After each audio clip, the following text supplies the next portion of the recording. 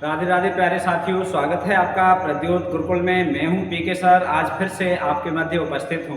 जी हाँ, आज फिर से आपसे चर्चा करने आया हूं और बहुत ही महत्वपूर्ण विषय पर चर्चा करने आया हूं। आज की वीडियो आपके लिए समर्पित है, आपके भविष्य के लिए समर्पित है, आपके उज्जवल भविष्य के लिए समर्पित है। और प्रयास किया गया है कि आपके भविष्य में ये प्रश्न काम आएंगे। तो आज हम लेकर आए हैं आदिकालीन प्रश्नोत्तर। आदिकाल के प्रश्नोत्तर लेकर आए हैं। आप सबने ये कहा कि सर क्रम से कराइए, क्रम से कराइए।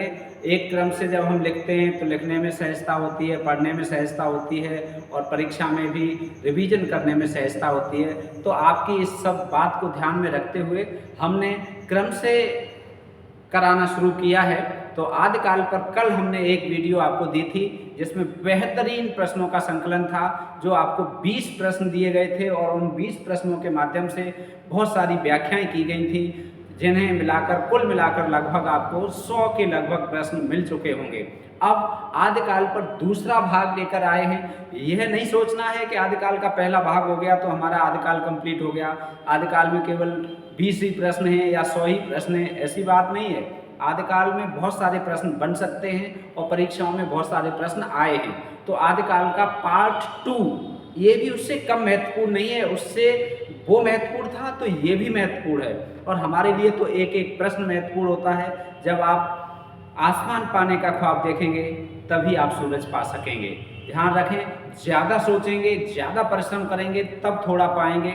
जितना आपने सोचा कि हम 125 में से 100 प्रश्न कर पाएँ तो 80 के लगभग हो पाओगे, पहुंच पाओगे। और आपने सोचा कि हम 125 में से 125 सही करेंगे तो कोशिश करोगे तब आप 115-20 के आसपास पहुंच पाओगे, जब 125 के लिए प्रयास करोगे। टोटल पूर्णांक के लिए जब आप प्रयास करते हो तब भी कुछ न कुछ 1-2 प्रश्न, 2-4 प्रश्न गलत हो जाते हैं। तो हमें आसमान पाने का ख्वाब देखना है जिससे कि हम सूरज तो कम से कम पा ही लें। तो आइए दोस्तों, बिना किसी देर के आज फिर से हम आपसे चर्चा के लिए जुड़ते हैं। और सबसे पहले आपको फिर से बहुत बहुत धन्यवाद, बहुत बहुत आपका आभार है। और जो हमें नहीं कहना चाहिए, आप लगातार चैनल को सब्सक्राइब कर रहे हैं, दोस्तों के लिए शेयर कर रहे हैं। ठीक है, आज हम बताए दे रहे हैं आपको। जैसे ही वीडियो लाइव होती है तो आप सब बहुत सारे कमेंट कर करके एक दूसरे को भेजते हैं कि शेयर करो, शेयर करो। और कल वीडियो में 100 से प्लस 106 लगभग लोग लाइव थे। बहुत अच्छा, आप सबका ये परिवार है, आप सबका उत्तरदायित्व है। आप सब एक दूसरे को जोड़िए और आप भी पढ़िए, आनंद के साथ पढ़िए। ठीक है, तो आपका हार्दिक धन्यवाद है, हार्दिक आभार है इस सारे कार्य के लिए। चलो बिना किसी देर के हम अपना कार्य शुरू करते हैं, आप अपना कार्य करते रहना। देखिए, राधे राधे सभी को। ठीक, राधा रानी सब पर कृपा करें। प्रश्नोत्तरी 5 है। हमने अब तक आपको कुल मिला के 4 प्रश्नोत्तरियाँ उपलब्ध करा दी हैं। ये 5वीं प्रश्नोत्तरी है हमारे द्वारा जो आपको उपलब्ध कराई जा रही है। आशा और विश्वास है हमें कि इन प्रश्नोत्तरियों को आप एक जगह लिखते होंगे। हमने आपको बताया है कि एक जगह लिखते चलें और जो प्रश्न दे रहे हैं वो भी लिखें और जो व्याख्या करा रहे हैं वो भी लिखें। और जो व्याख्या में हम मौखिक बोलते हैं, जो पाठ्यक्रम से संबंधित, वो भी आप लिखते रहें। आप बहुत काम की चीज़ें हैं। ठीक है, तो ये कुल मिला के 5वीं प्रश्नोत्तरी है। आदिकाल स्पेशल, आदिकाल का ये भाग 2 है। ठीक, परीक्षा के लिए संजीवनी है। ठीक है, परीक्षा के लिए ये क्या है? संजीवनी। बहुत महत्वपूर्ण प्रश्नों का संकलन है, ध्यान रखिएगा इस बात का। आइए देखते हैं पहला प्रश्न। हिंदी का प्रथम 12मासा वर्णन किस कृति से प्राप्त होता है या किस कृति में प्राप्त होता है? हिंदी का पहला 12मासा वर्णन, हिंदी का पहला 12मासा वर्णन किस कृति में प्राप्त होता है? वेरी इंपॉर्टेंट प्रश्न है। हम आपको थोड़ा सा समय देते हैं, ज़्यादा बड़ी वीडियो न हो इसलिए हम आपको थोड़ा सा समय देते हैं 5 सेकंड का। उन 5 सेकंड में आप सब कमेंट करें और कमेंट प्रश्न संख्या लिख के किया करिए। ठीक है, प्रश्न 1 का B, C, D, A जो भी आपको करना है प्रश्न और उसके विकल्प लिख के कमेंट जरूर करा करिए, कमेंट जरूर कीजिए। तो हिंदी का प्रथम 12मासा वर्णन, पहला 12मासा हिंदी का। ठीक है, ग्रह में 12मासा लिखा जाता है, ऐसा प्रचलन है। तो पहला 12मासा बीसलदेव रासों में मिलता है या खुमार रासों में मिलता है, पद्मावत में मिलता है या परमाल रासों में मिलता है? ये बताइए, पहला 12मासा कमेंट करिए बहुत जल्दी से। पहला 12मासा बहुत इंपॉर्टेंट प्रश्न है। पहला बारहमासा किस ग्रंथ में मिलता है? हिंदी का पहला बारहमासा हिंदी में, ठीक है। तो हिंदी का पहला बारहमासा ए विकल्प सही है।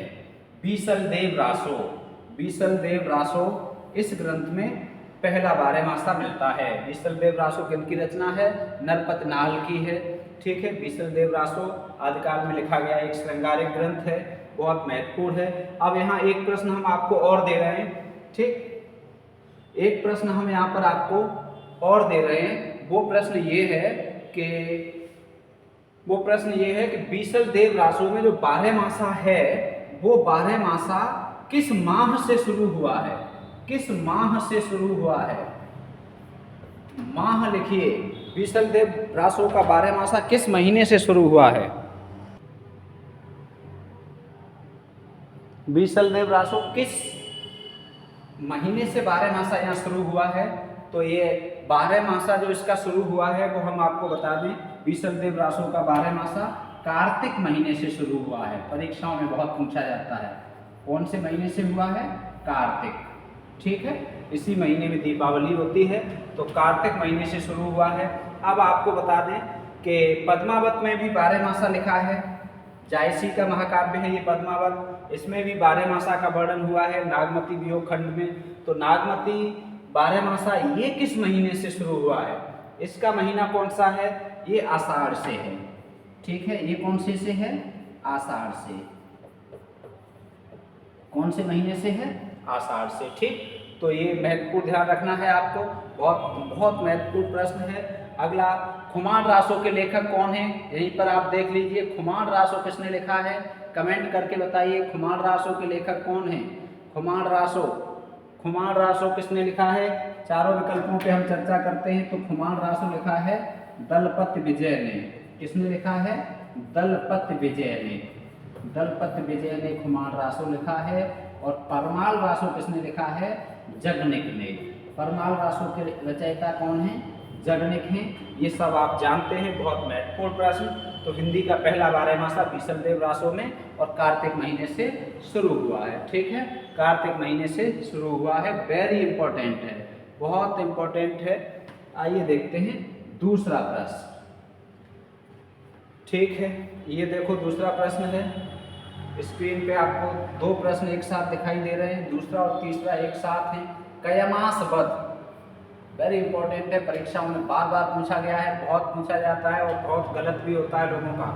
कयमास वध का संबंध किस ग्रंथ से है? ये किस ग्रंथ से संबंधित है कयमास वध?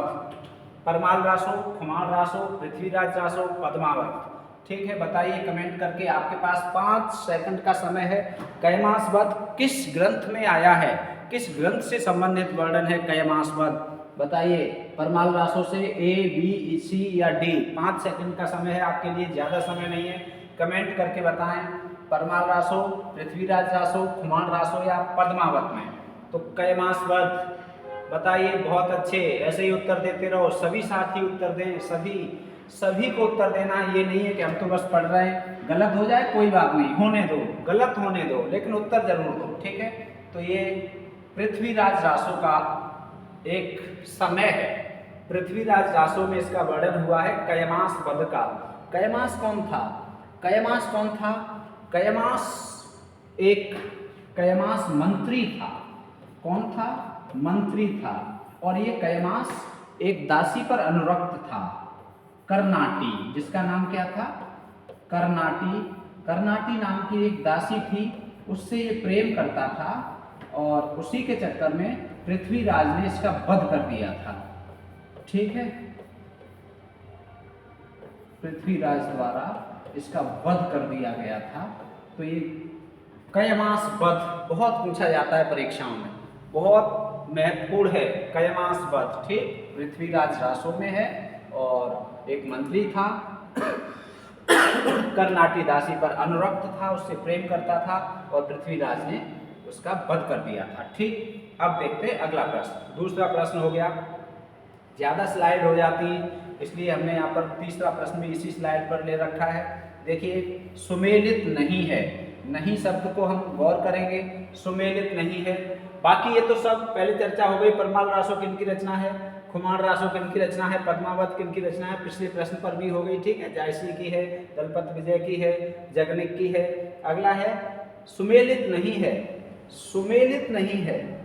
4 विकल्प दिए गए, कौन सा सुमेलित नहीं है। कंडपा के कुल ग्रंथ 74 थे, खुमान रासों में छंद 5000 हैं, रासक छंद में मात्राएं 30 हैं, सरहपा का समय 769 ईस्वी है। वेरी इंपॉर्टेंट प्रश्न, ठीक है। हमने कोशिश की है, देखो हम प्रश्न इस तरह के बनाते हैं, भले ही अलग रूप में प्रश्न मिले लेकिन मिलेगा यहीं से। अलग रूप का यह है कि बनाने वाला कैसे प्रश्न बनता है, इससे आपको 4 प्रश्न मिल सकते हैं। अब प्रश्न ऐसे बना दें, कंडपा के कुल ग्रंथ कितने हैं, 40, 50, 60, 74, इस तरह से बनाएंगे तो एक प्रश्न में एक ही तथ्य मिलेगा आपको।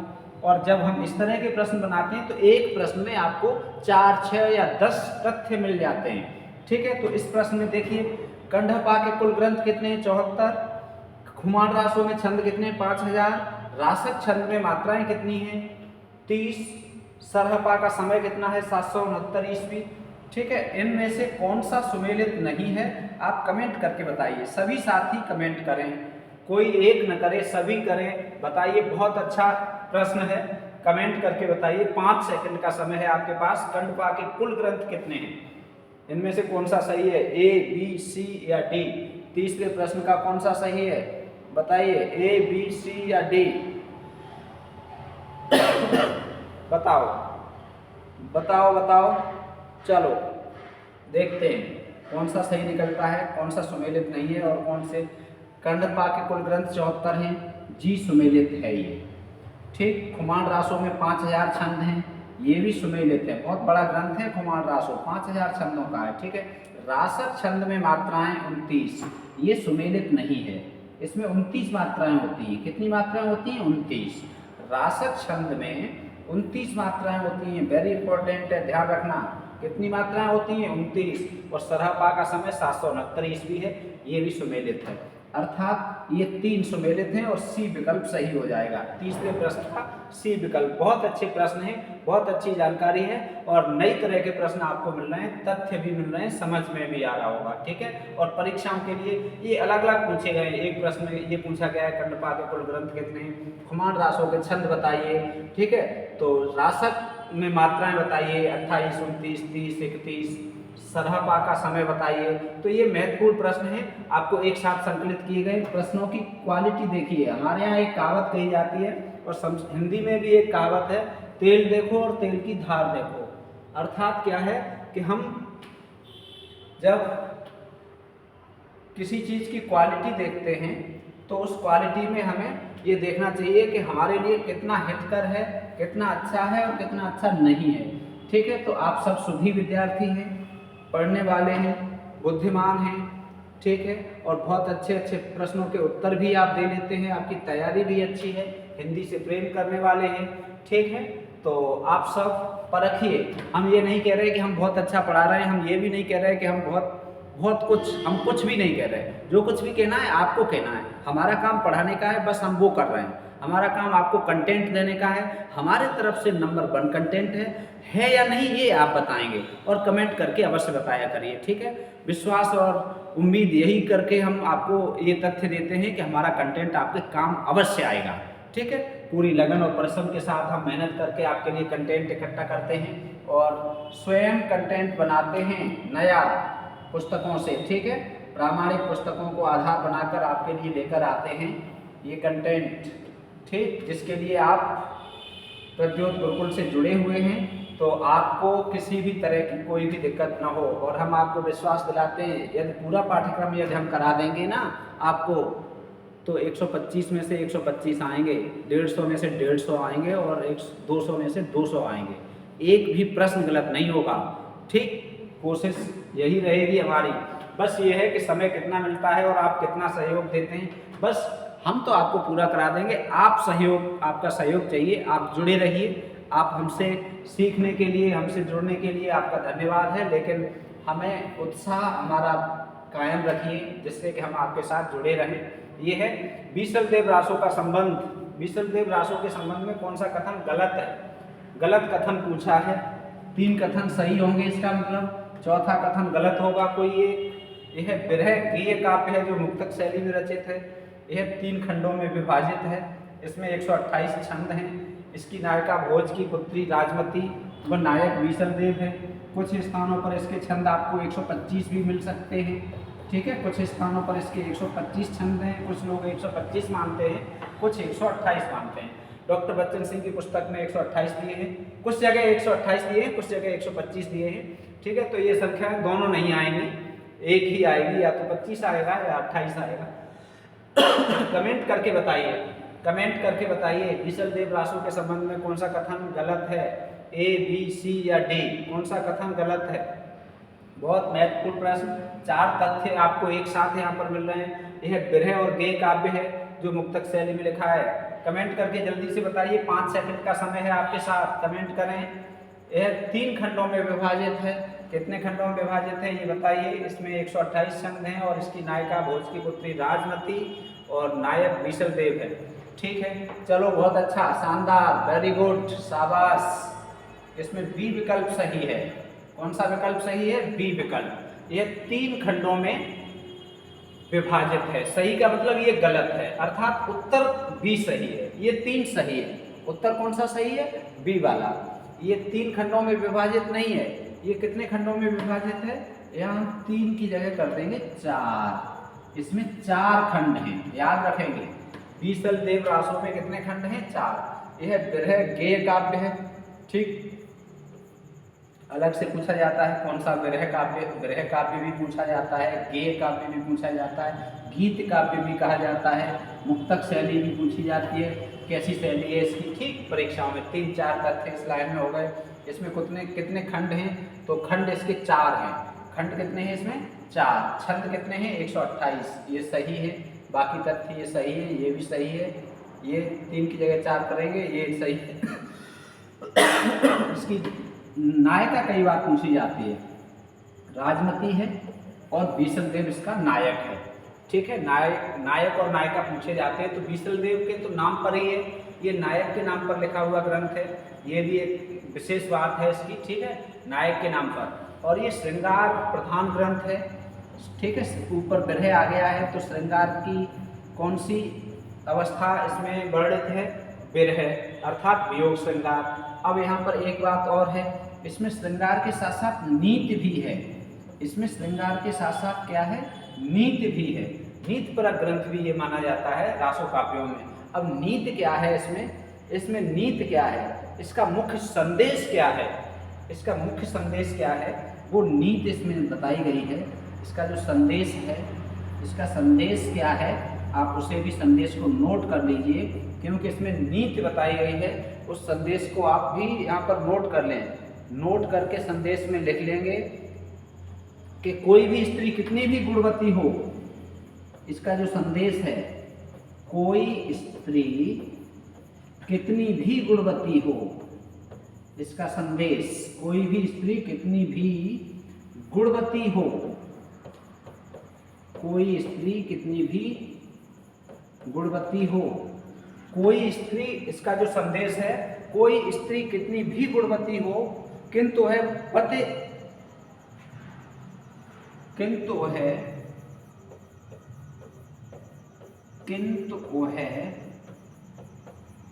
पति से बिना भली भांति बताए, बिना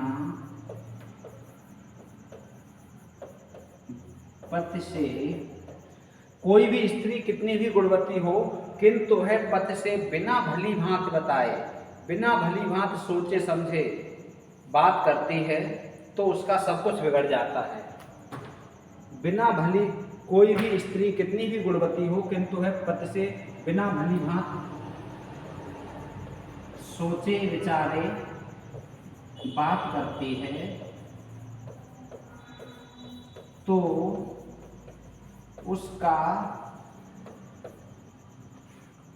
उसका नीचे स्पेस नहीं है, तो उसका सब कुछ बिगड़ जाता है, सब कुछ बिगड़ जाता है, सब कुछ बिगड़ जाता है। ये इसमें संदेश दिया गया है। इस प्रकार से ये एक नैतिक नीति परक काव्य भी माना जाता है। ठीक है, तो ये नीति परक काव्य महत्वपूर्ण बात ये आप यहाँ नोट रखेंगे। एक महत्वपूर्ण बात ये हो गई। अगली महत्वपूर्ण बात ये, चौथी पांचवी हो गई, छठी जो भी है। अगली महत्वपूर्ण बात ये मेघदूतम की परंपरा का ग्रंथ है।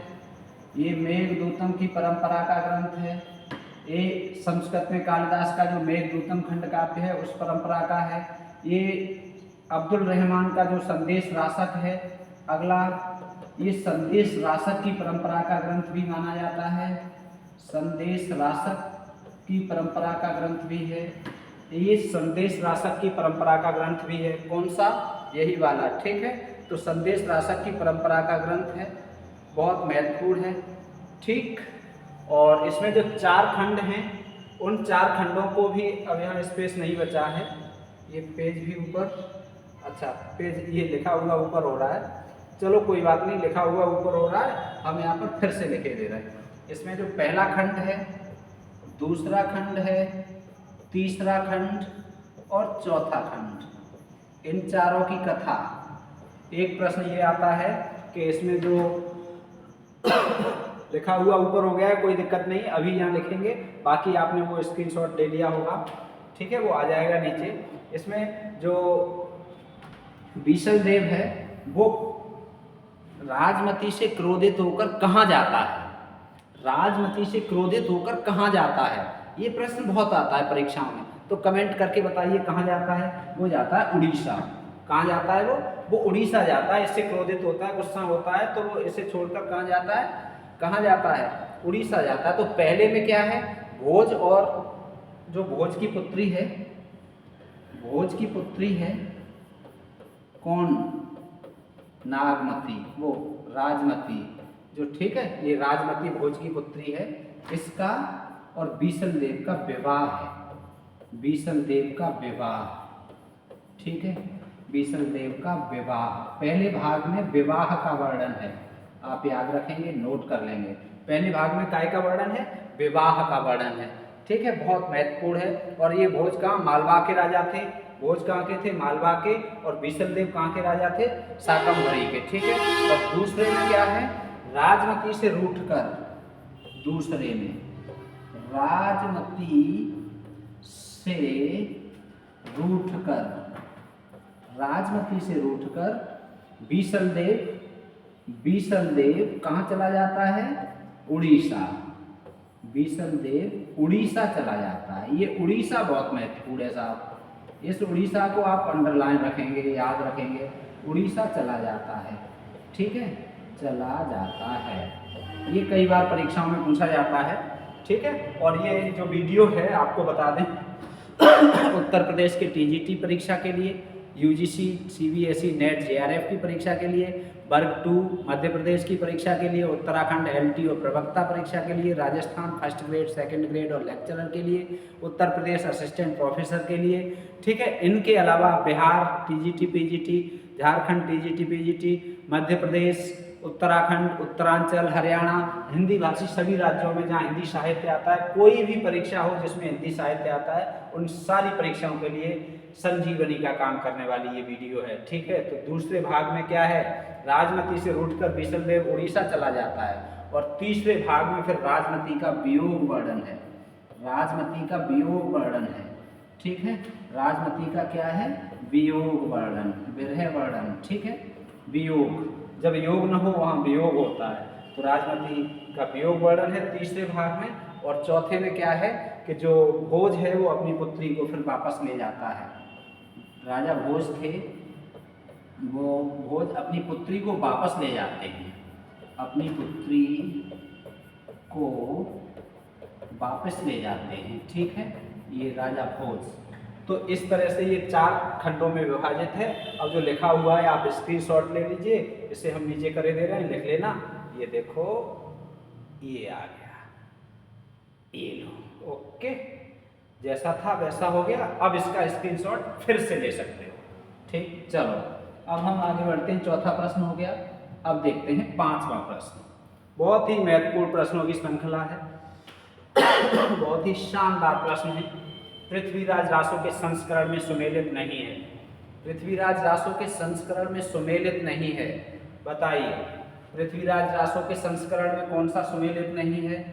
आपको कमेंट करके बताना है। 5 सेकंड का समय है आपके पास। पृथ्वीराज रासो के संस्करण जो है 4 संस्करण हैं।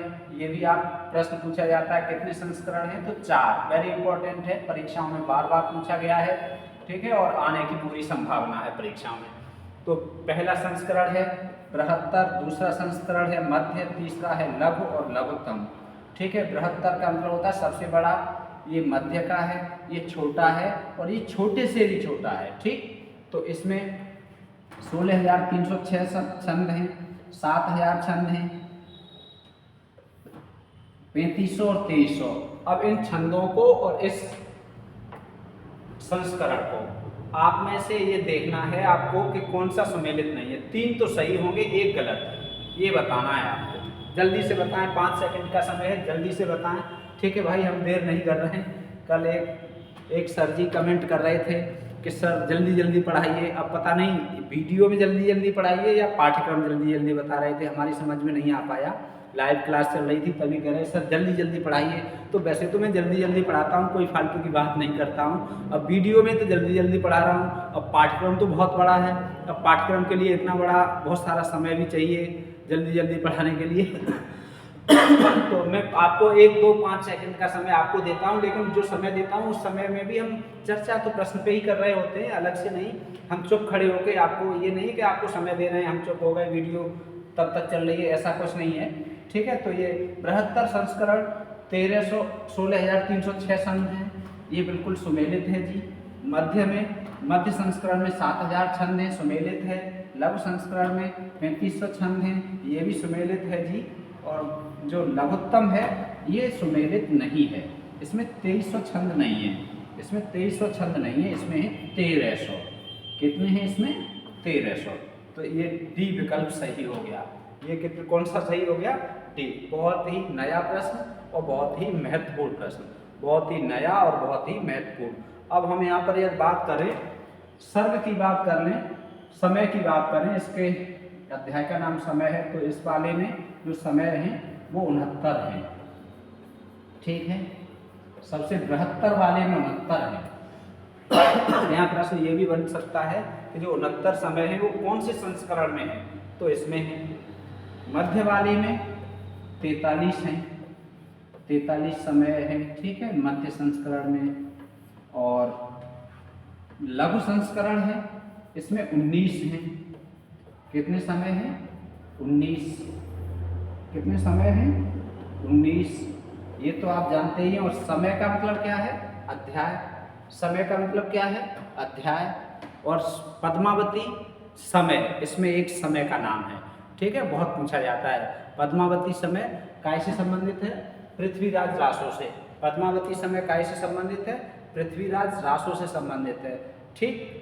तो और इसका पहला समय कौन सा है, ये भी परीक्षाओं में कई बार पूछा जाता है। पृथ्वीराज रासो का पहला समय, फर्स्ट 69 में जो पहले नंबर पे है वो कौन सा है? आदि समय है। पहले नंबर पे पहला समय कौन सा है? आदि समय है। पहले समय का नाम क्या है? पहले अध्याय का नाम क्या है? आदि समय, ठीक है। ये देखो, ये आपको महत्वपूर्ण जानकारियां मिली, इससे कम से कम 10 से ज़्यादा महत्वपूर्ण जानकारियां। चौथा प्रश्न हो गया। आइए देखते हैं अब 5वां प्रश्न, ठीक। ये देखो 5वां प्रश्न है हाँ,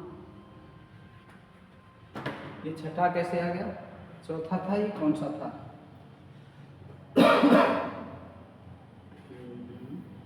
ये आपका ये हो गया, ये हो गया। चलो चलो 5वां या छठा जो भी होगा देख लेंगे, यदि कोई छूट रहा होगा तो।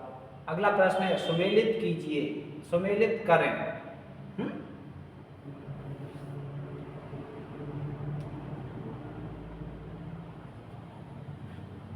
सुमेलित नहीं है, यहाँ ये होना चाहिए, सुमेलित नहीं है, ठीक है। यहाँ क्या होना चाहिए? सुमेलित नहीं है, सुमेलित नहीं है। चलो बताओ सुमेलित कौन सा नहीं है,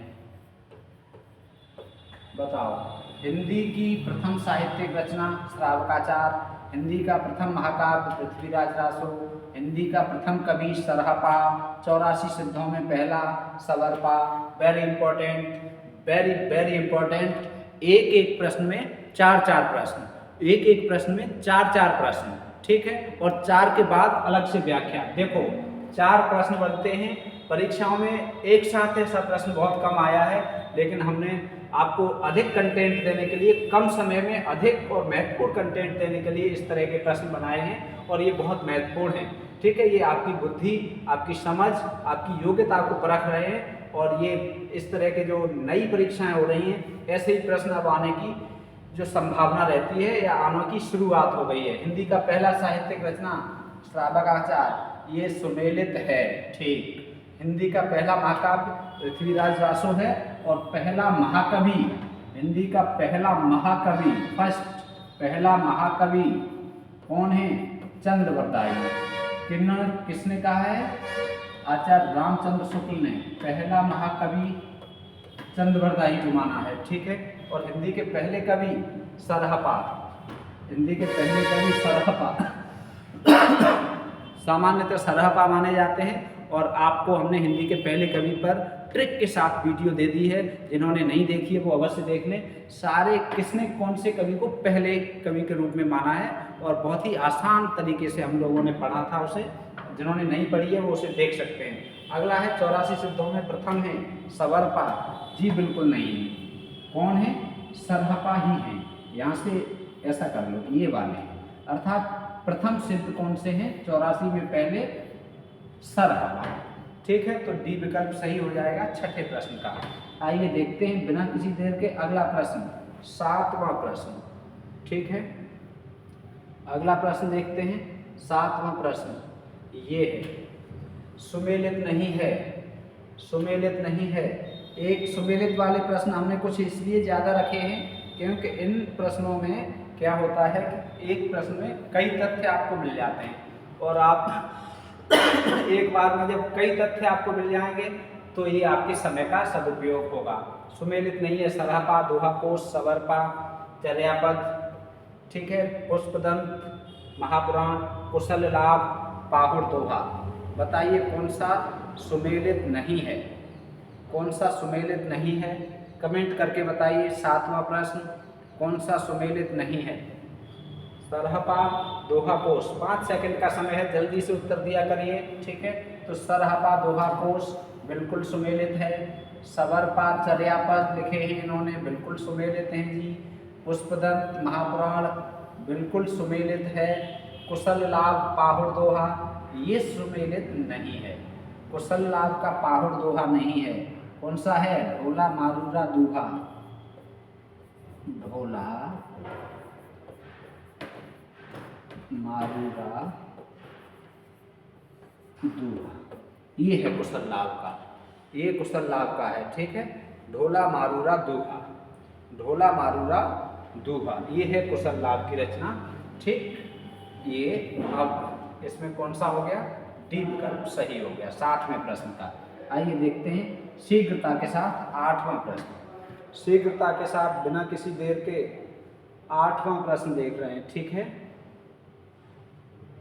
ये 8 और 9 एक ही स्लाइड पर है। 8 और 9, सदा तरैया ना बन फूले, यारो सदा न सावन होए, स्वर्ग मढ़ैया सब काहू को, यारो सदा न जीवे कोय। जैसे ही गाया वैसे ही आपको याद आ गया होगा उत्तर। कल भी इसी लय में गाया था। ये छंद ऐसे ही गाया जाता है, हालांकि गाया तो बहुत जोश में जाता है, ठीक है। और हमारे यहाँ तो ये भी कहा जाता है कि यदि कोई सुबह ही सुबह आल्हा सुनता है या आल्हा को बजाता है तो ये कहते हैं कि अरे क्या लड़ने जा रहा है, क्या लड़ाई करवाएगा।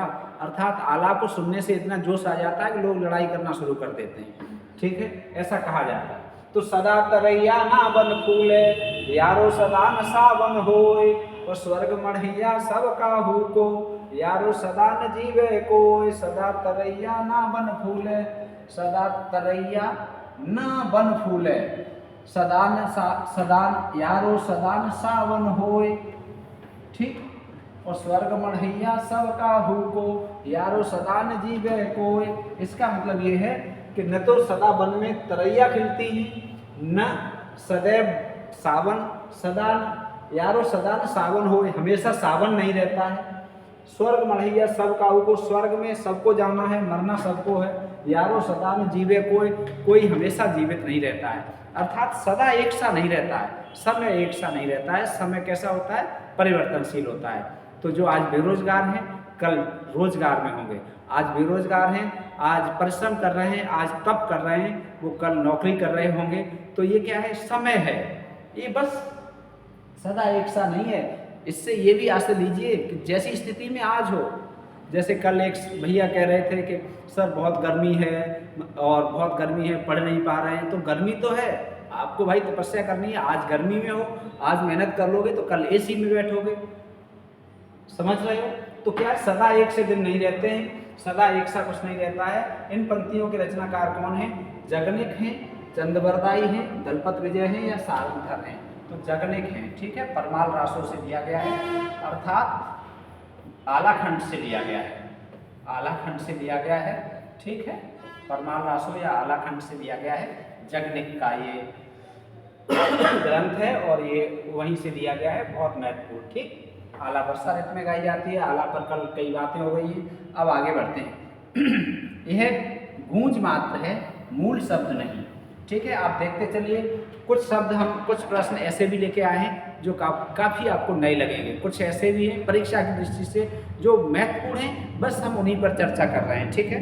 तो बस आप देखते चलिए, जुड़े रहिए, उत्तर देते रहिए। यह गूंज मात्र है, मूल शब्द नहीं। शुक्ल जी की यह टिप्पणी किस ग्रंथ के संदर्भ में है? पृथ्वीराज रासो, परमाल रासो, कुमार रासो, हम्मीर रासो? कमेंट करके बताएं, शुक्ल जी की टिप्पणी ये किस ग्रंथ के संदर्भ में है? शुक्ल जी ने ये किस ग्रंथ के संदर्भ में कहा है? बताइए, कमेंट करके बताइए, कमेंट करके बताइए, कमेंट करके बताइए जल्दी से। यह गूंज मात्र है, मूल शब्द नहीं। यह गूंज मात्र है, मूल शब्द नहीं। शुक्ल जी की यह टिप्पणी किसके संदर्भ में है? किसके संदर्भ में है? इसी के संदर्भ में है जो ऊपर था, अर्थात परमाल रासो। बी विकल्प सही है। परमाल रासो अर्थात आलाखंड और परमाल रासो, परमाल रासो का ये भाग आलाखंड के रूप में बताया जाता है। तो यह गूंज मात्र है, मूल शब्द नहीं। तो जो आला है ये गूंज है, मूल शब्द नहीं। ये टिप्पणी की है, किसने की है? शुक्ल जी ने, ठीक है। और पृथ्वीराज रासो के रचयिता चंद्रवरदाई हैं, आप जानते हैं। कुमार रासो के दलपत विजय हैं, आप जानते हैं। और हम्मीर रासो के रचयिता कौन है? सारंगधर, ठीक है, हम्मीर रासो के रचयिता हैं। और ये हो गया 9 प्रश्न। अब देखते हैं 10वां प्रश्न। 10वां प्रश्न देखते हैं। ये लो, वाह भाई वाह, बेहद शानदार प्रश्न। पूरी स्क्रीन पर एक ही प्रश्न। ऐसे प्रश्न को तो बनाने में भी मेहनत लगती है, ऐसे प्रश्न को तो उत्तर बनाने में और ज़्यादा मेहनत लगती है, ठीक है। और ऐसे प्रश्न आते भी बहुत हैं, आते बहुत हैं। तो भाई बनाना हमारा काम है, मेहनत करना भी हमारा काम है। और मेहनत हम करेंगे आपके लिए, लगातार कर रहे हैं। आप उत्तर दीजिए बस। कौन सा सम्मिलित है? कमेंट करके बताइए। संदेश राशक, पौंचरयु, भविष्यत कहा और महापुराण। एक तरफ रचनाएं हैं, एक तरफ रचनाकार हैं। रचना और रचनाकार से सम्मिलित करके विकल्प यहाँ दिए हुए हैं, A, B, C, D। इन विकल्पों में से आप चयन करके कमेंट करके बताइए।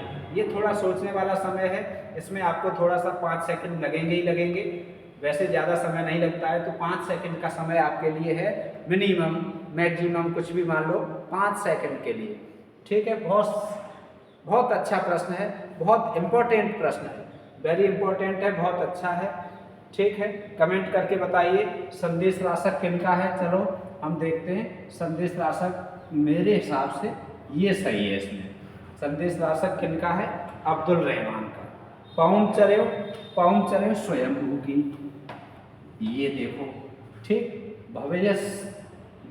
भविष्यत कहा, ये धनपाल की है, ये देखो। महापुराण, ये पुष्पदंत की है। देखो, अब इन्हें मिलान कर लो।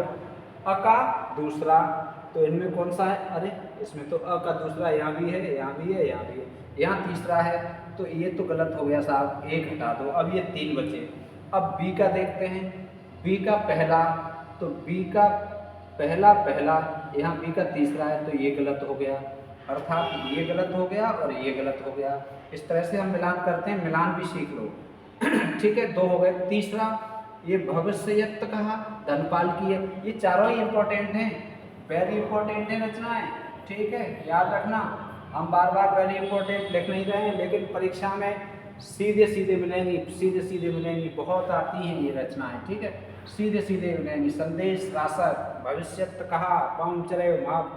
अब हमने क्या देखा, अब स किससे जुड़ रहा है, चौथे से। तो स में चौथा, ये तो गलत हो ही गया है, ऐसे छोड़ देंगे हम। ये गलत हो गया है, इसे भी छोड़ देंगे। अब स में तीसरा, स में चौथा, तो ये स में चौथा, ये वाला सही हो गया। यहाँ तीसरा हो रहा है तो ये भी गलत हो गया। अर्थात इस प्रकार से ये 3 विकल्प गलत हो गए, पहला, दूसरा और चौथा। सी विकल्प सही है। इस प्रश्न का 10वें प्रश्न का सी विकल्प सही है। बेहद इंपॉर्टेंट और बेहद महत्वपूर्ण प्रश्न। ठीक है, आइए देखते हैं अगला 11वां प्रश्न।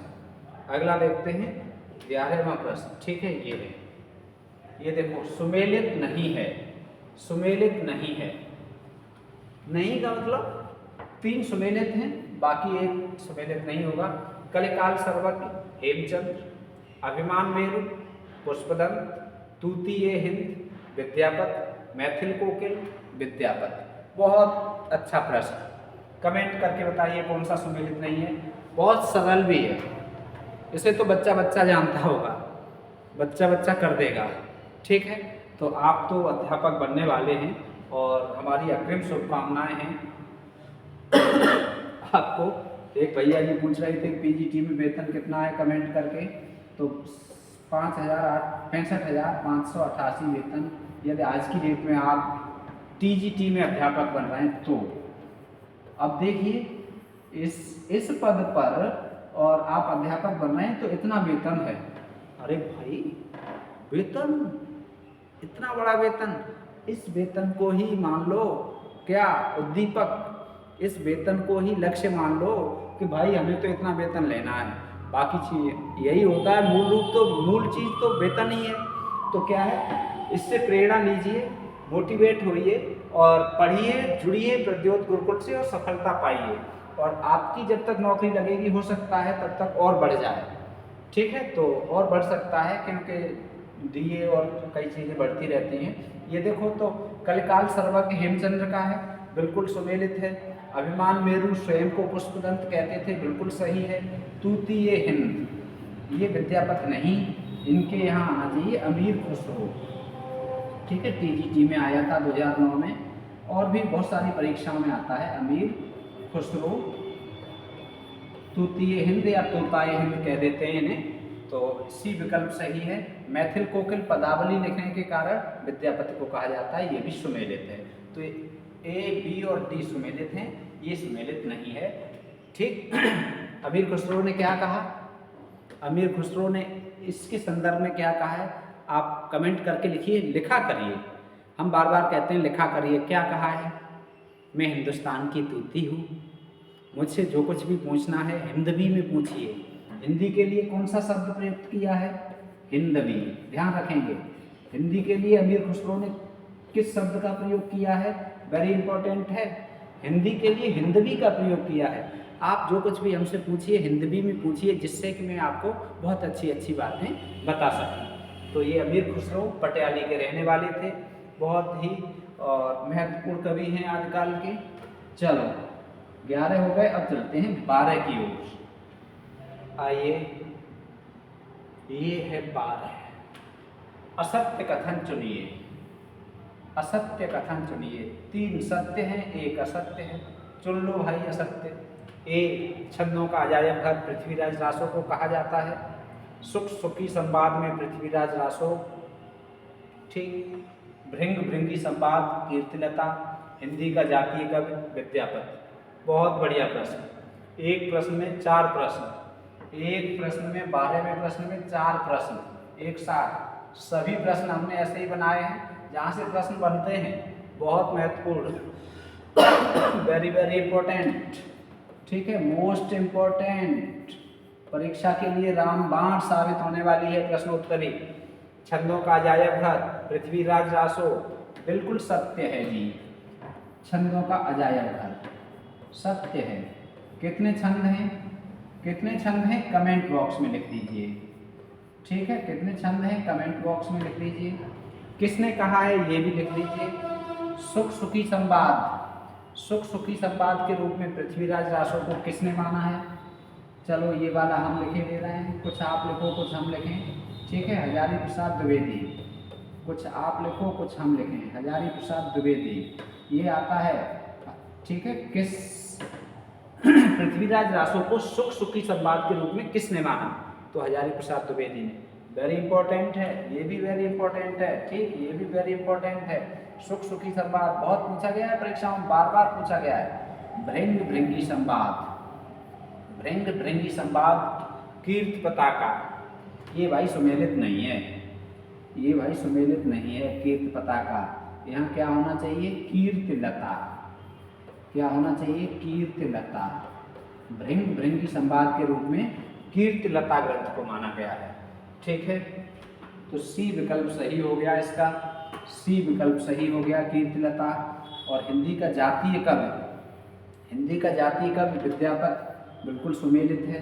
किसने माना है? ये भी लिख लो। किसने कहा है? ये भी लिख लो, बच्चन सिंह। किसने कहा है? बच्चन सिंह। ठीक, और क्या कहा है? अपरूप का कवि। और क्या कहा है? अपरूप का कवि। बच्चन सिंह ने और क्या कहा है? यानी अपरूप का कवि। ठीक, ये आपको जातीय कवि और अपरूप का कवि बच्चन सिंह, किसे? विद्यापत, याद रखेंगे। Very important. अब यहाँ से आपको चार तथ्य, ये दो, एक दो तथ्य ये, तीसरा तथ्य ये, चौथा तथ्य ये हजारी प्रसाद द्विवेदी ने कहा है। ठीक है, चार और चार आठ प्रश्न मिल गए एक प्रश्न में। ठीक है, तो ऐसे ही जुड़े रहिए और आसानी से पढ़ते रहिए। ठीक है, सुख सुखी संवाद। अगला है 13वां प्रश्न। वीर गाथात्मक नहीं है, वीर गाथात्मक नहीं है। परमाल रासो, बीसलदेव रासो, हम्मीर रासो, पृथ्वीराज रासो, अर्थात कौन से ग्रंथ में वीर गाथा नहीं है? कौन सा ग्रंथ वीर रस से युक्त नहीं है? बहुत पूछा जाता है, कई बार परीक्षाओं में पूछा गया है। बहुत महत्वपूर्ण प्रश्न है, परीक्षा की दृष्टि से बहुत अच्छा प्रश्न है। वीर गाथात्मक परमाल रासो जी बिल्कुल है, हम्मीर रासो जी है, बीसलदेव रासो ये वीर गाथात्मक नहीं है, पृथ्वीराज रासो वीर गाथात्मक है। अर्थात इसमें वीर रस प्रधान, वीर रस प्रधान, वीर रस प्रधान, और ये है श्रृंगार रस प्रधान। बी विकल्प सही है। ठीक है, बात कर ली है हम लोगों ने अभी थोड़ी देर पहले। बीसलदेव रासो, इसकी नायिका कौन है? राजमती है। और बीसलदेव कौन है? नायक है। नायक कहाँ जाता है? उड़ीसा जाता है। ठीक है, 13वां प्रश्न। आगे देखते हैं 14वां प्रश्न। ये हो गया, ये देखो। विद्यापति किसके आश्रय में रहे? बहुत अच्छा प्रश्न, पीजीटी में पूछा गया था 2016 में संभवतः। विद्यापति किसके आश्रय में रहे? कीर्त सिंह, देव सिंह, शिव सिंह, उपरोक्त सभी। ठीक, बताइए, कमेंट करके बताइए विद्यापति किसके आश्रय में रहे थे? कीर्त सिंह के आश्रय में, देव सिंह के आश्रय में, या शिव सिंह के आश्रय में, या उपरोक्त सभी? किन के आश्रय में रहे थे विद्यापति? बताइए। बहुत महत्वपूर्ण प्रश्न है, बहुत अच्छा प्रश्न है, परीक्षा की दृष्टि से बहुत महत्वपूर्ण है, और ये प्रश्न कई बार परीक्षा में पूछा जा चुका है। ठीक है, तो बताइए विद्यापति किन के आश्रय में रहे थे? कीर्त सिंह, देव सिंह, शिव सिंह, तीनों के आश्रय में रहे थे, अर्थात डी विकल्प सही, उपरोक्त सही। अगला है, बहुत अच्छा, ऐसे ही कमेंट करते रहिए। आप सबका हार्दिक स्वागत है प्रद्योत गुरुकुल से जुड़ने के लिए। आप सबका बहुत बहुत अभिनंदन है प्रद्योत गुरुकुल में। आप सब ऐसे ही जुड़े रहिए और हमारे साथ अपने लक्ष्य तक चलने के लिए तैयार रहिए। ठीक है, अगला कथन 15वां प्रश्न। विद्यापति अपनी गहरी भक्त भावना के बावजूद काव्य की ऐहिक परंपरा के अधिक निकट आते हैं, यह कथन किस आलोचक का है?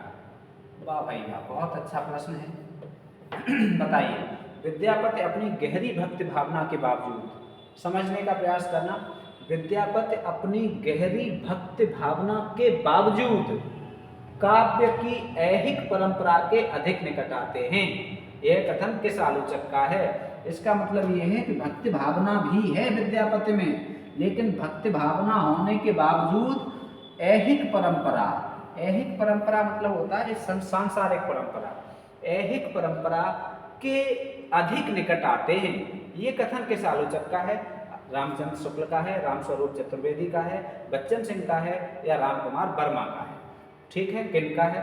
कमेंट में बताइए। चलो हम बताए दे रहे हैं, आप बताओ या न बताओ, हम बताए दे रहे हैं। बी विकल्प सही है। रामस्वरूप चतुर्वेदी का ये कथन है कि विद्यापति अपनी गहरी भक्ति भावना के बावजूद काव्य की ऐहिक परंपरा के अधिक निकट आते हैं। वेरी इंपॉर्टेंट, काव्य की ऐहिक परंपरा के निकट कौन आते हैं? विद्यापति। किसने कहा है? रामस्वरूप चतुर्वेदी ने। तो अब रामचंद्र शुक्ल का भी कथन बता दो। कल हमने बताया था, कमेंट करके लिख दो। आध्यात्मिक रंग के चश्मे आजकल इतने सस्ते हो गए हैं कि जिन्हें लगाकर, जैसे कुछ लोगों ने जयदेव के पदों को, जैसे कुछ लोगों ने गीत गोविंद को या जयदेव के पदों को क्या बताया? आध्यात्मिक संकेत बताया, वैसे ही इन विद्यापति के पदों को भी। तो आध्यात्मिक रंग के चश्मे सस्ते किसने बताए? आचार्य रामचंद्र शुक्ल ने। ठीक, बच्चन सिंह ने क्या कहा था? विद्यापति की कविता का स्थापत्य श्रृंगारिक है, इसे आध्यात्मिक कहना खजुराहो के मंदिरों को आध्यात्मिक कहना है। ठीक, राम कुमार वर्मा ने क्या कहा था? राम कुमार वर्मा का बहुत अच्छा कल कथन हमने पढ़ा था। क्या पूरे कथन याद होने चाहिए आपको? राम कुमार वर्मा का कथन कमेंट बॉक्स में लिखकर बताओ, क्या कहा था? क्या कहा था राम कुमार वर्मा ने? राम कुमार वर्मा ने ये कहा था कि बहर संधि में ईश्वर से संधि कहाँ, बहर संधि में ईश्वर से संधि कहाँ, सद्या स्नाता में ईश्वर से नाता कहाँ, और अभिसार में भक्ति का सार कहाँ, अभिसार में भक्ति का सार कहाँ? किसने कहा था? राम कुमार वर्मा ने। ठीक है, चारों कथन चारों याद होने चाहिए। जैसे हमें याद है वैसे ही आप करिए, जैसे हमें याद है वैसे ही आप करिए। बिल्कुल, आप भी ऐसे ही लिस्ट में पहले नंबर पे होंगे।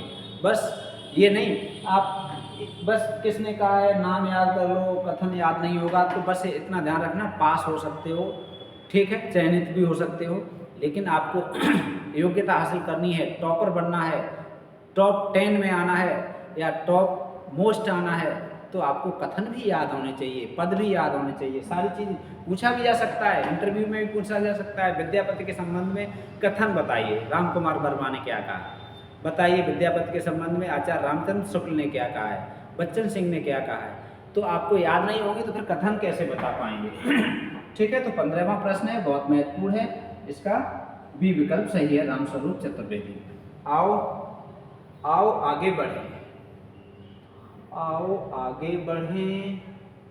15वां प्रश्न हो गया, ये है 16वां और 17वां, एक ही स्लाइड पर हैं, बहुत महत्वपूर्ण।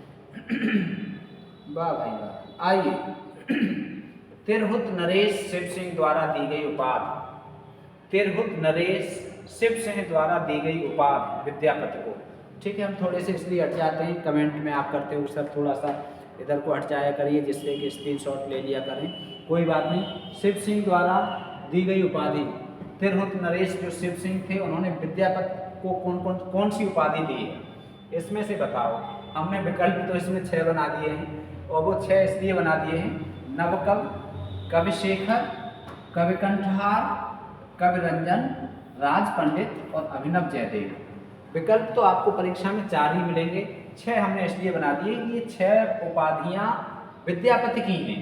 तो इससे आपको 6 तथ्य मिल गए कि नवकवि किसे कहा गया, विद्यापति को, कविशेखर किसे कहा गया, विद्यापति को, कविकंठहार किसकी उपाधि है, विद्यापति की, कविरंजन किनकी उपाधि है, विद्यापति की, राज पंडित किनकी उपाधि है, विद्यापति की, अभिनव जयदेव किसकी उपाधि है, विद्यापति की। तो ये 6 उपाधियां आप नोट कर लीजिए इस प्रश्न से, एक ही प्रश्न में 6 पॉइंट। ठीक है, और 7वां पॉइंट, तिरहुत का नरेश शिव सिंह। 8वां पॉइंट, शिव सिंह ने कौन सी उपाधि दी, ये लो F, ये उत्तर सही है।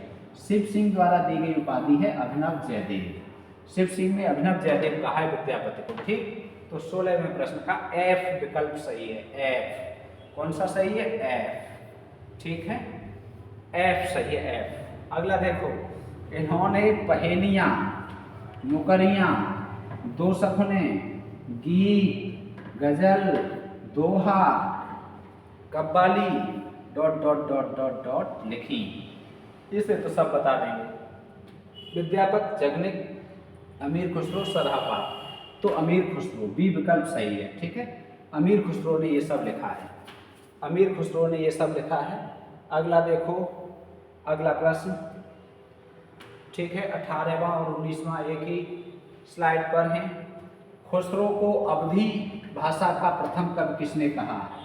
ये तो भाई बहुत घुमाने वाला प्रश्न है और पढ़ने वाले बच्चे ही इसे कर पाते हैं। वेरी इंपॉर्टेंट प्रश्न है, मोस्ट इम्पॉर्टेंट प्रश्न है। अमीर खुसरो को अवधी भाषा का पहला कवि, ठीक है, खड़ी बोली का पहला कवि तो अमीर खुसरो हैं। ब्रज भाषा के साथ फारसी के साथ ब्रज भाषा को मिला के गजलें लिखी हैं, लेकिन ये अवधी भाषा, ये अवधी भाषा, ये बहुत महत्वपूर्ण प्रश्न है। ये बहुत आता है और बहुत घुमाता भी है लोगों को। ठीक है, तो अवधी भाषा का पहला कवि कमेंट बॉक्स में लिखिए, किसने कहा है? शुक्ल जी ने, राम कुमार वर्मा ने, ग्रेयर्सन ने, हजारी प्रसाद द्विवेदी ने। तो इसमें सी विकल्प सही है, राम कुमार वर्मा। ठीक है, राम कहाँ के कुमार थे? अवध के। राम कहाँ के कुमार थे? अवध के। ठीक है, तो राम कुमार वर्मा ने अवधी का पहला कवि माना है, आपको याद हो गया होगा। अस्त्रीय जन्म काई दीधौ महेश, अवर जन्म धारई धड़ारे नटेश। पंक्तियाँ किस ग्रंथ से हैं? ये बताओ। ये सही बताओगे तो हम समझ लेंगे आपकी तैयारी बहुत अच्छी है। इस प्रश्न का सही उत्तर दे दो हमें भाई। इस प्रश्न का उत्तर तो आपको देना है सही। इस पे हम आपको परखने की कोशिश करते हैं कि आपको कितना तैयार है। हमें विश्वास है कि आप सही उत्तर दे लेंगे इसका, लेकिन कौन कौन सही उत्तर दे पाता है कमेंट करके जल्दी से बताओ। ये किन का कथन है?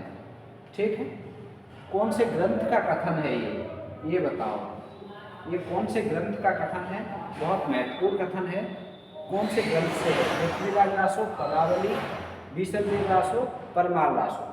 कौन से ग्रंथ का कथन है? बताओ जल्दी से कमेंट करके। ठीक है, बताओ कौन से ग्रंथ का कथन है? 19वें का सी विकल्प सही है, बीसलदेव रासो। अब इसकी हिंदी भी बता दीजिए। हिंदी क्या है? हिंदी है अस्त्रीय जन्म काई दीधौ महेश, अवर जन्म धारई धड़ारे नटेश। इसकी हिंदी यदि आपको आती है तो लिख के बताओ। नहीं आती है तो कोई बात नहीं, हम लिखे दे रहे हैं यहाँ पर। हे महेश, हे महेश,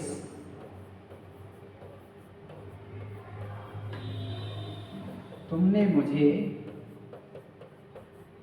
स्त्री का जन्म क्यों दिया?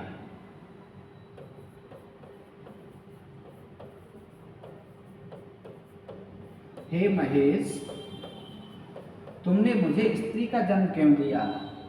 तुम्हारे पास और भी कई जन्म थे। तुम्हारे पास और भी कई जन्म थे। ऐसे देखो, कोई बात नहीं, ऊपर नीचे लिख दिया है।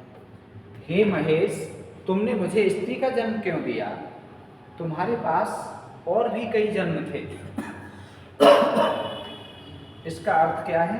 हे महेश, तुमने मुझे स्त्री का जन्म क्यों दिया? मुझे स्त्री क्यों बनाया?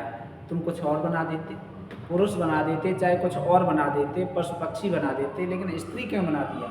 ये ठीक है, तो ये कथन कहाँ से है? बीसलदेव रासो से है। और किसने कहा है? आप समझ गए होंगे बीसलदेव रासो की नायिका कौन है। वही कहेगी कि मुझे स्त्री क्यों बना दिया भाई। चलो आगे देखो।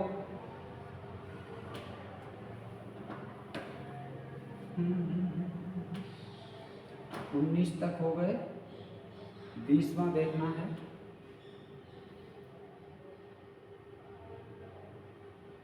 हो गए, ये है 20वां।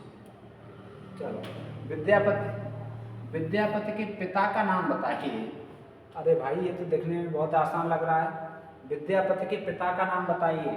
गणपति ठाकुर, नरपति ठाकुर, हरपति ठाकुर, वाचस्पति ठाकुर। विद्यापति के पिता का नाम, विद्यापति के पिता का नाम बताओ भाई। विद्यापति के पिता का नाम क्या है? कमेंट करके बताओ जल्दी से। 5 सेकंड का समय है आपके पास, 5 सेकंड का समय है आपके पास। कमेंट करके बता दीजिए जल्दी से भाई। विद्यापति के पिता का नाम क्या है? विद्यापति के पिता का नाम आपको बताना है, माता का हम बताए दे रहे हैं, ठीक है, हासिनी देवी। माता का नाम तो हमने बता दिया, पिता का आप बता दीजिए, ठीक है। विद्यापति के बारे में कल हमने विस्तार से पढ़ा था, पहली प्रश्नोत्तरी में बहुत सारी चीज़ें सीखी थी। माता कौन थी विद्यापति की? हासिनी देवी। और गुरु तो आप जानते ही हैं, गुरु कौन थे? हरिमिश्र। गुरु कौन थे? हरिमिश्र। विद्यापति के गुरु कौन थे? हरिमिश्र, ठीक है। और पिता कौन थे ये आप बता दो। और इसके बाद पुत्री कौन थी? दुल्लह। पुत्री यहाँ पर हम लिखे दे रहे हैं, पुत्री कौन थी? दुल्लह। विद्यापति की पुत्री दुल्लह, ठीक है। मुख्यतः क्या थे ये? शैव थे। शिव जी इनके घर में नौकर बन के रहे थे, ठीक। और अब हम नहीं ये वाला बताए दे रहे हैं, ठीक। गणपति ठाकुर। विद्यापति के पिता का नाम क्या था? गणपति ठाकुर। और नरपति, हरपति और वाचस्पति, ये हो गए तीन इनके पुत्र थे। ये तीनों इनके पुत्र थे, ठीक है। तो विद्यापति के बारे में ये महत्वपूर्ण जानकारियाँ आपको मिल गई, ठीक है। विद्यापति का जन्म कब हुआ था, कहाँ हुआ था, ये आप कमेंट बॉक्स में लिखिए। और अमीर खुसरो के गुरु कौन थे, आप कमेंट बॉक्स में लिखिए। तो ये प्रश्नोत्तरी 20 प्रश्नों की एक महत्वपूर्ण प्रश्नोत्तरी आपको आज हमने उपलब्ध कराई। इसकी आपको व्याख्या भी दी, जहाँ जहाँ व्याख्या की जितनी आवश्यकता थी, ठीक है। तो आज की वीडियो में हम इतना ही अध्ययन करेंगे, फिर अगली बार फिर से मिलेंगे अगली वीडियो में। तब तक आप स्वस्थ रहिए, मस्त रहिए, व्यस्त रहिए, ठीक है। चैनल से जुड़े रहिए। या चैनल पर पहली बार आए तो चैनल को सब्सक्राइब कर लीजिए और दोस्तों के साथ शेयर कर दीजिए। आप सब बहुत अच्छे अच्छे कमेंट करते हैं, बहुत अच्छा लगता है, उसके लिए हमारा आपकी ओर दिल से धन्यवाद है। और हम आपके साथ ऐसे ही चलते रहेंगे, सारथी बनकर, सहयोगी बनकर, मित्र बनकर, भाई बनकर, ठीक है। जो लोग गुरु माने उनके लिए गुरु बनकर भी, लेकिन मैं गुरु तो नहीं, लेकिन हम भी विद्यार्थी ही हैं आपके लिए, आपके समान विद्यार्थी हैं। अपने आप को हम ऊंचे स्तर पर नहीं ले जाना चाहते कि हम आपके गुरु बन जाएं, ठीक है। लेकिन हम आपके सहयोगी ज़रूर हैं, ठीक है। हम आपके सारथी ज़रूर हैं, हम आपके मार्गदर्शक ज़रूर हैं। तो हम आपके मार्गदर्शक के रूप में आपके रास्ता को प्रशस्त करने के लिए, आपके साथ चलने के लिए तैयार हैं। मिलते हैं अगली बार, तब तक। और आज जिन्होंने रक्षाबंधन मनाया है उन्हें रक्षाबंधन की हार्दिक शुभकामनाएं। और हमारे यहाँ तो कल है, जो कल मनाएं उनके लिए, कल के लिए रक्षाबंधन की हार्दिक शुभकामनाएं। मिलते हैं अगली वीडियो में, तब तक जय हिंदी, जय भारत।